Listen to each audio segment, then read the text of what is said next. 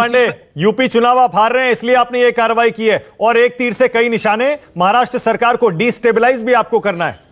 देखिए मानक जी, दो तीन बातें हैं। जब प्रैक्टिसिंग एडवोकेट, मैं पहले एक बात बताना चाहता हूं कि ईडी जब किसी को अरेस्ट करती है तो एक नोट लिखा जाता है, मेरे हिसाब से शमशेर खान पठान साहब बता सकते हैं, और उसमें रीजनिंग दिया जाता है कि अरेस्ट क्यों करना जरूरी है। जब पुलिस किसी कॉग्निजेबल ऑफेंस में किसी को अरेस्ट करती है और ईडी अरेस्ट करती है, उसमें अंतर है। और आपने अपने जो रिपोर्ट में बताया, अभी जो ब्रजमोहन जी से जो बात हो रही थी, मैं उनके साथ कई बार डिबेट में था जब इनके गृह मंत्री जी जेल जाने वाले, जो अभी जेल में है आजकल, काफी दिनों से उसको किसी ने बेल नहीं दिया। हर डिबेट में यही बात करते थे कि ये वेंडेटा है। अगर वेंडेटा था तो इनसे पूछिए ब्रजमोहन जी से कि किसी कोर्ट ने उनको जमानत क्यों नहीं दी। क्यों नहीं दी मैं बताता हूं, क्योंकि डॉक्यूमेंट्री एविडेंस उनके और उनके लड़के के खिलाफ है। आज मैं अब आपके सवाल पे आता हूं कि मुंबई में 1993 के बॉम्ब ब्लास्ट में जितने भी निरपराध लोग मारे गए थे, उसमें हिंदू मुस्लिम सिख ईसाई सब थे, उसमें जो आदमी चार्जशीटेड था, अभी ब्रजमोहन जी ने बड़ी बेशर्मी से कह दिया कि तब वो कन्विक्शन नहीं हुआ था। क्या चार्जशीट फाइल हुआ था कि नहीं? चार्जशीट का टाइम लिमिट होता है, चार्जशीट फाइल था, वो चार्जशीटेड एक्यूज था। और उससे और जो दाऊद इब्राहिम की बहन का बॉडीगार्ड, दाऊद इब्राहिम तो एनसीपी के लिए महात्मा गांधी जी के बराबर है ना, कि उनकी सिस्टर का जो बॉडीगार्ड है उससे जमीन खरीद लेंगे हम एक आतंकवादी जिस पर टाडा का केस है उससे जमीन खरीद लेंगे और हम चाहेंगे।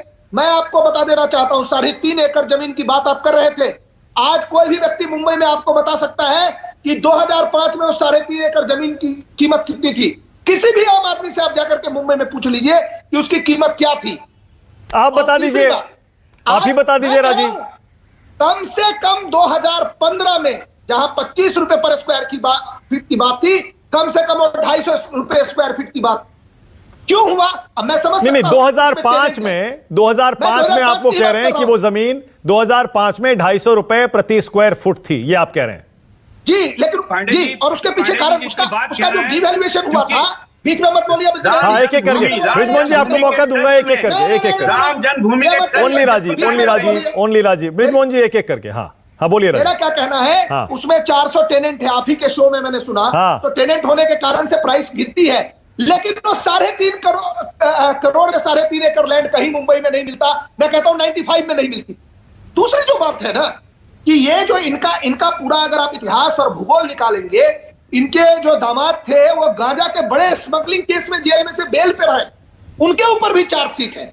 देखिए, अगर इनके पीछे आप जाएंगे तो आपको मुंबई के हर व्यक्ति को पता है कि ये लोग किस प्रकार का। अच्छा नहीं, ओके राजीव एक सेकंड, क्योंकि आप तो वकील हैं, मैं ये I will take this opportunity, मैं क्योंकि आप जब बोलेंगे तो आप कानूनी एंगल से भी समझाएंगे, तथ्यों पर भी बोलेंगे, प्रवक्ता भी हैं तो और अच्छे से समझाएंगे। तो ये इसमें कौन से कानून का उल्लंघन हुआ है थोड़ा बताइएगा, क्योंकि मेरे दर्शक भी जानना चाहेंगे।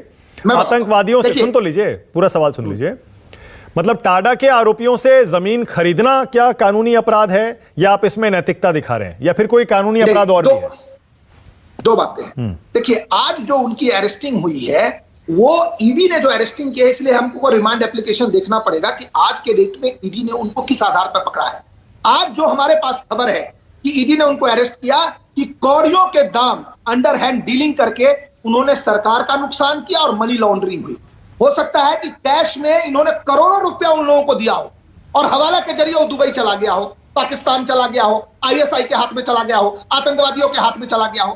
तो जो आज जो ईडी अरेस्ट की है, अभी तक एनआईए की एंट्री हुई है कि नहीं हुई है ना आपको पता है ना मुझे पता है, लेकिन जो ईडी ने अरेस्ट किया है वो केवल एक आधार पर किया है कि क्या उन्होंने जो प्राइस को सप्रेस किया।